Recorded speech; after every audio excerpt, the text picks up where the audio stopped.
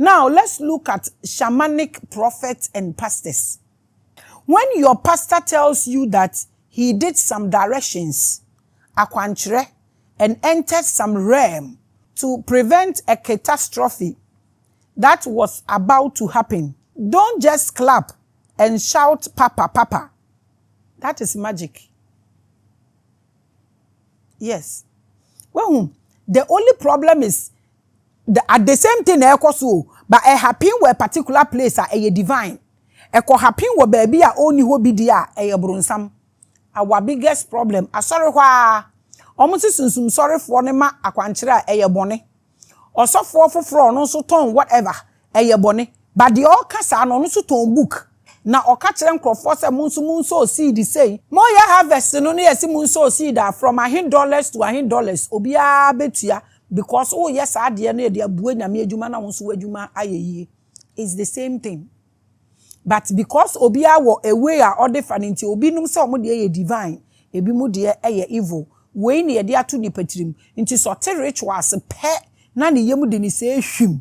It is also phobia so who ram be no call baby na same base no keka is the same thing.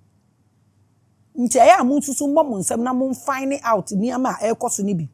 Any practices or akwanchre that are aimed at accessing supernatural realms and influencing forces to influence events visible to our eyes is magic. So okay can be bia bom na bibi a wo keka bom na wo frɛ bibi na edi ni besi hɔ a eye magic. Nti who are the magicians in Ghana? Magic, sorcery and prophecy are all related within the subject of rituals and practices which happens in all aspects of religion and occultic societies. Obi anya less and obi anya more. Ade ba ko na ye nyina ye. But often, the difference between what is considered sacred and what is deemed forbidden is blurred. Say, we ye papa. Say, nye papa. Ya na enimu na ye usi. Enimu nsha da nda hosa. Or no, the same thing and crofo no mu yo. Because we no, we ku odwan, and odi ni moja ni raise energy. And I want to so kwa communion wine, ejina wa me nipa moja. Also the ye covenant o tieni o what the ye covenant also the raise energy. And what's the difference between the two of you? Okoka ebeda na asem because ogina ho o defend it. Worship ankasa osum ankasa de yin na papa de yin na eye bone supreme being no hwa no se osum hwana asonsum asonsum eye nipa de ana. Inti wanhwe ne ye a ebe ya osa wo de wo wa ha na we mu wa ha no mo nye nso na mu nyina mo ya adekoro. What makes the akwanchire your pastor is giving you holy and the one the malam is giving you demonic? What's the difference? De yin na mo so for de ne de ifiri nyame na malam ne de ne de ye bone wa wonim se sie mpo na malam fo mo ho atom kakra na ka first na ka obi a wakọ malam ho wakọji sei yekunu wa wugina sori a wuku obi ani obi a wakọ malam woni nimi enu nsonso ye pa e wo montam no eye de ba ade a. In the book of Exodus, the Bible made a strong condemnation against sorcery. Abeisem, afrefre, wo summons spirit. And so when no, and then I'm moye, mutumi di obi na mas summons spirit, na spirit no kwa mo ne negotiate. Why na somehow? Why na ye say, what are you people doing? It's just a question. Oh, honom, also the wa busum fie ne ye busumfu. Bosomsum ni de wakọ malam like so wo so de na wo ye na eden eno na machire mu wo soro wa kire wo no ade bi anipa mfa na ni hu na wo ka ni ama mienu bom na wo de influence bibi manisi no magic. So who is a magician in Ghana? How many magicians do we have in Ghana? To sha ye be hu omo he ye be hu omo mosque ana church ana shrines ana he ehi na ye betumi hu magicians wo Ghana. It's funny you. Yanto aswe. Exodus chapter 22 verse 18. I read. Or say, you must not allow a sorceress to live. Ubetumi so akan wo baby. Or say, suffer not for a witch to live. Ni na our Bible no mo. senka tete asori na encounter sorcerers encounter witches adan na all hye ho mra se my enjoy omo ntenase. Who are the witches? Where did they get the witchcraft from? Onyankopon no boy ya na nyame no bo beye ana na beye po yeden. This is a strict law that prohibits the practice of sorcery like I am doing here. To me show obi a na waka chenu. Hey, me the mama me di first na me wa so no mo frame me osofo psyche. Because many no e travel sa babia. To me do gina wom no mo usu. Asofo ni yusu me papa. E de build omo church. Afa omo hwehwe omo kwan no mu enhu omo kwan pa. Na omo say afa de me ebaifo. Me me ebaifo anya ne o nti de aka sese na mbo mataso. Aiza wato bo aboso no ataso na ebo ho kai na ahuru yasan. Tu fra me ebaifo de ahonka me kai pa osofo obi. Hey, Nyankopon fa bi no mo ne nche omo. Osofo obi a ono no ne girl bi awo. Girl we kro girl. Oye woman. One na awo no se wanje. One ne nyina na ekwa asori bi kase bi ewo krom a. Eno ne girl ne daaye. No ne girl no wo ye. Na sata ma obeware nti o se yafunu ne nyensa na nya ne de a. Eno wo ye na kola na anya 4 years. Ena osofo na akwaware. Na 4 years na akwaware ni nyina so Nyankopon. Esanse o Nyankopon ye nipa boni ni nti. Na le guy no onwo ye. Ena me obi invite me na asori. Ena makọ na me ko preach na obi aka kire osofo ne se girl bi wo ho ya de pararara. Ena ono so ba asori ho. Na lady ne ba asori ho se de Christopher chinchin ye. Uko first ne program se bi wo ho a 1 week ni mo program be 7. Me kwa ha onipa ba ko be hia na oni nyina ase. Ena ye kwa asori ne na osofo na ba ho be hwe me no no so invite me. Ena girl no so aba ne church e wo ho. Ena me dia me ye prophetic time no ena esi so sa na worship ni me di tua mu sa na bi so obi oni me. Eja wom sei. Eja wom. Se mpo madwo. Na me ja worship ni sa na ebe mu na akola no betwa mu wo ba bia na me ye worship no. Otwa mu ba ko mienu no. Na esi mu ana me se abofra we ni papa na te ho no. Hey! Asem we amike. Ena omo ye na aya kidi no omo se osofo ni se mi ntwa so de asoro ho ye ne de ya no apparently se na onim ena mi twa so se na osofo na hye na adwimi se mi magu nanim ase nti all this years no ohwehwe kwan bi de am ade me afaso dakro ye wa asori osofo mankompo me ko na me ko I had a program and I was going and I stopped. I said I won't go again. Ena osofo ni koduru asori ona omo se mamba na omo de microphone ni ma no so onya asori. O start asori na o say ono oba so ono sofo ne driving the car na oba asori no. Ena me dane owo na me begu car ekwan nim na me ma ne car sama salty and I'm saying there I'm very powerful. I'm able to turn into a snake. Na me sama salty wo car damn. I'm not easy. Oka say me bubefu ena obegina asori de mu dwi ne ho aye say church sofo na asori ne de age ne microphone kra on farm no.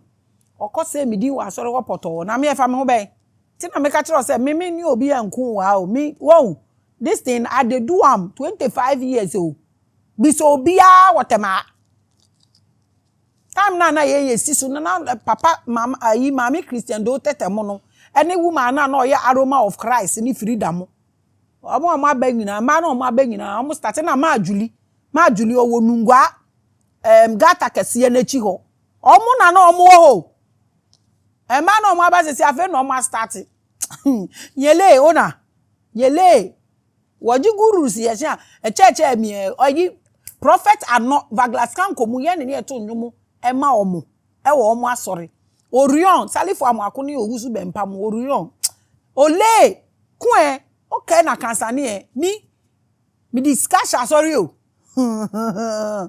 na woni mu ntia eni no eye adwuma eye nne na mabeye problem amamo na mo mpe se mo betete na Bible e kaseti ya sorcery ni sa dia ma we enso de na sesi ye no wo ho no mo a strict law or say mo bia and practice mo allow a witch to live enso de na ye hu ni sesi the way the Bible put it and the seriousness of the verse shows that magic including practices like divination, spirit invocation and necromancy was prevalent enough in ancient religious times to warrant a strong reactions from religious authorities. Nti saa niyama we no na musimuchi no e wa asori ho ana eni ho started da ben. Sanka sorry ni nye known today sanka Bible ntworo se ma monye. It was something that was part of the church. Nti me bisa se koso ana se ejaye because enkoso a onfa won ni we mba. These practices were likely viewed as a threat to the established religious order, as they represented an attempt to access and manipulate spiritual power outside the control of the office of the Pope. Me Inquisition, and also a platform no so ubetumi akwa akoshe u challenge your mo pe ye be demonize o ye be dane ubayifo fa hye wadwenim. If their mind cannot comprehend your abilities, ye be demonize o. Say last week me catch o Satan wabedane demon and even angel of death wababedane demon, but Yahweh is not demon to you. This is where we are. It appears that the inquisition of knowledge of any kind by the masses is a threat to religion. Inti di amoye sisi ano enye nne na mo start ye ade amoye kejeblema ba hyenwene. That is why your religious leader will never tell you the rituals he underwent to manifest in realms as a seer to get advanced information about your life. This is the reason why I say consultation ya chemutu. Osofu biya aba Wednesday. Na members no aba Tuesday. Do you know what happened?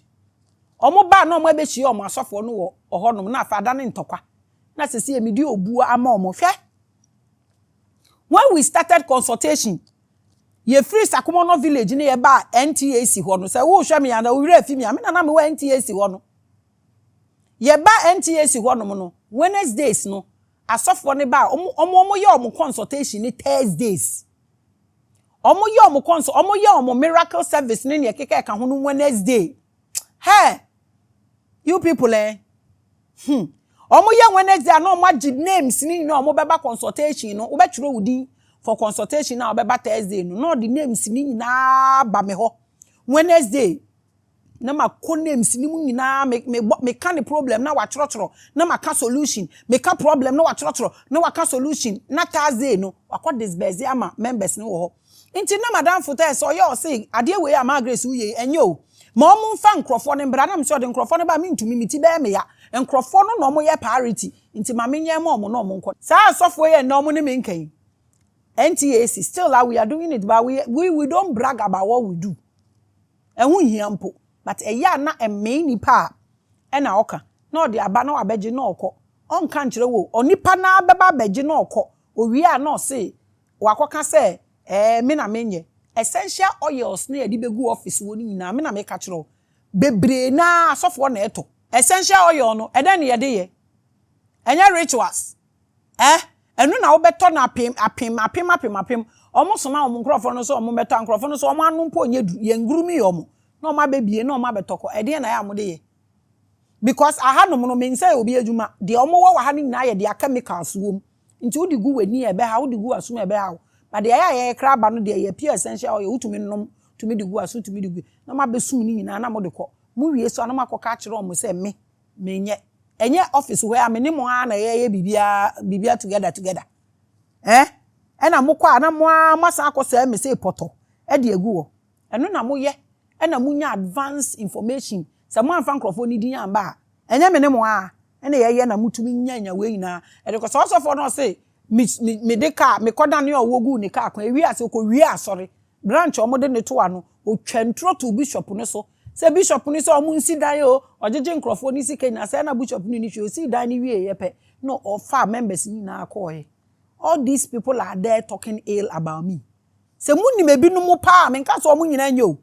So wunni me binu mo pa suban omo wo mu a anka won kampo.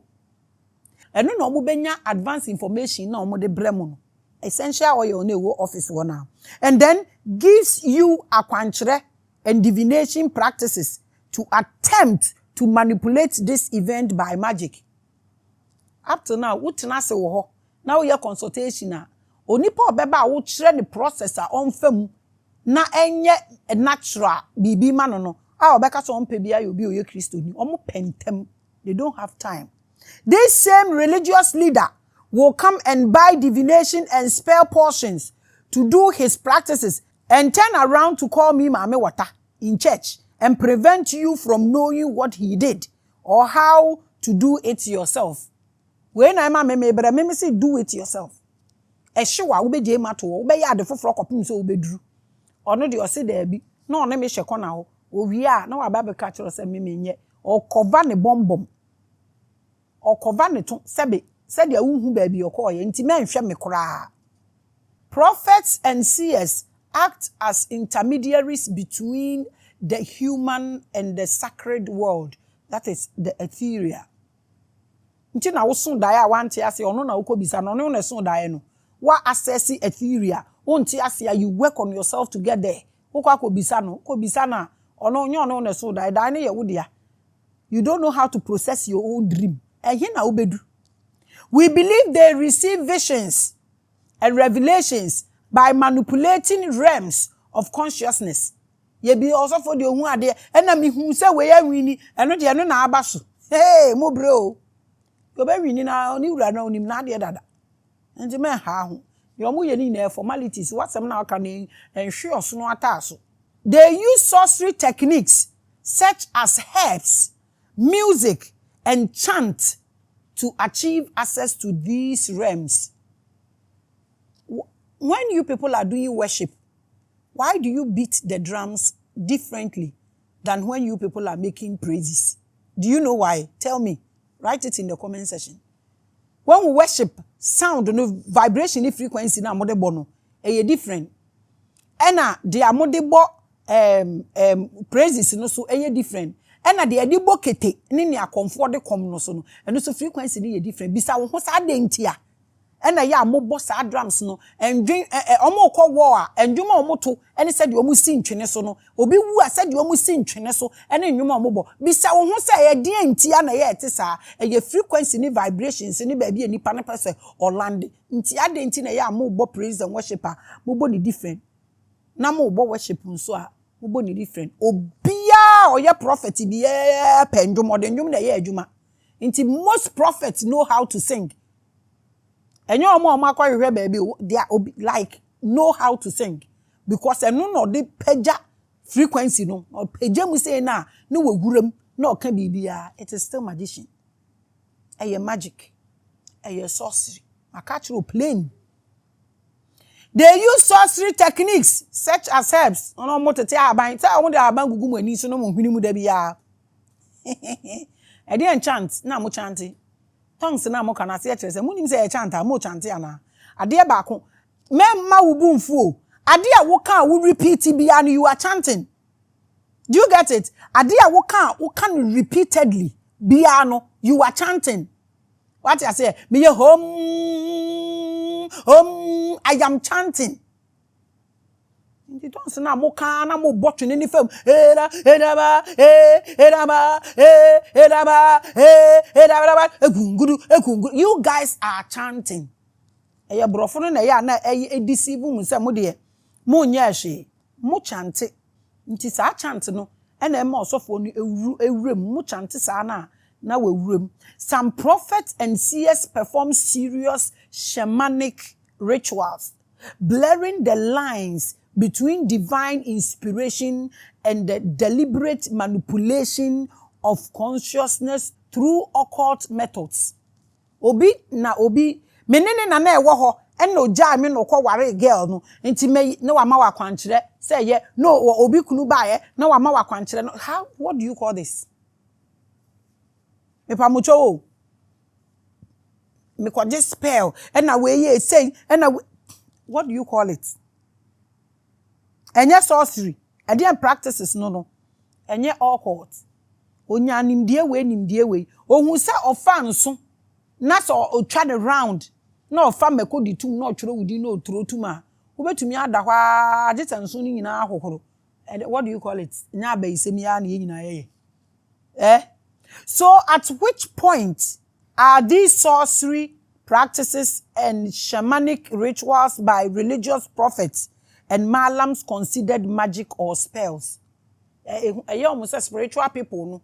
Omo akasa so omo nim ni omo ye no afa chance bi no gina ho no ye na o sha say like I went here dey wom hwe nim nti ama omo ne yesi omo ye spells omo ye real magic and spells wa sori ho no na ya ka no dey ye divine but spiritual person dey na nye na omo akasa so omo nim omo bearings nti they can't even defend themselves. We can talk about examples of prophetic acts in the Bible that could be interpreted as magic or sorcery. So you don't say that I am attacking what is attacking itself already. Elijah calling down fire from heaven. Elisha multiplying oil. And Jesus turning water into wine. And Moses performing miracles in Egypt all demonstrate a mastery over natural elements and an ability to manipulate the physical world through spiritual means. Odi abano. Ode chire epo no so na ensuo no mu paye no what do you call that nipa ni fam na kume binum no say na wo frɛ no enya magic. This act raises questions about the extent to which prophets were aware of the occult techniques they employed and whether these rituals were a controlled way of channeling. Say ade we ya nkrofo yi say ya kom. When they say channeling is a men worry baby. Whether they were channeling divine power or something closer to sorcery. How do you bet me say a divine ana? Ade we ankrofo we ye nyina no. Ebi na mabobo so Elijah ne Moses no mo ne ade omo niam omo ye no. Eye divine say yes, eye divine na. E na omo channel ya. How do you know say we ye divine? How do you know? Say we divine because according to the Bible Moses dane or what ade na owo ba akono magicians na omo so wo ho no ye bi nye the same thing na omo nyina ye ne wo ono kra ye more mesum duru ye daytime o man pompo bobo nkrofo nti o manipulate energies or manipulative realms. Nti what was Moses channeling? And remember we refio say ye tete Moses e wo Pharaoh fie ho nti the magician na omo kire no no enye bi na no use no. A question no hard feelings.